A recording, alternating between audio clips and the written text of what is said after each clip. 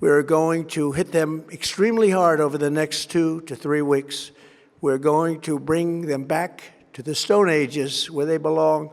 موږ به په راتلونکو 2-3 اونیو کې هغوی ډېر سخت ووهو. موږ به هغوی هغه حالت ته ورسوو لکه د ډبرې زمانه چې ورته وایي. په همدې وخت کې خبرې هم روانې دي. د رژیم بدلون زموږ هدف نه و. موږ هیڅ کله د رژیم بدلون نه دی ویلی، خو د رژیم بدلون رامنځته شوی ځکه چې د هغوی ټول اصلي مشران وژل شوي دي. هغوی ټول مړه دي. نوې ډله لږ افراطي او ډېره معقوله ده.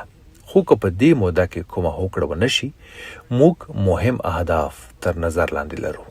که کومه هوکړه ونه شي، موږ به د هغوی هر یو د برېښنا تولیدونکي مرکزونه ډېر سخت ووهو او ښایي په یوه وخت کې ټول. موږ د هغوی تیلو باندې برید نه دی کړی، سره له دې چې دا تر ټولو اسانه هدف دی، ځکه چې دا به هغوی ته د ژوندي پاتې کېدو یا بیا جوړېدو هیڅ کوچنی چانس هم ورنه کړي.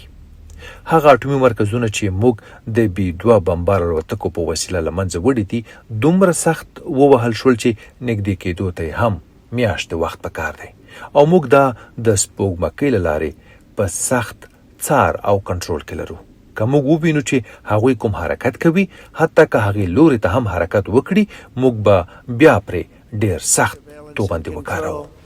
If we see them make a move, even a move for it, we'll hit them with missiles very hard again.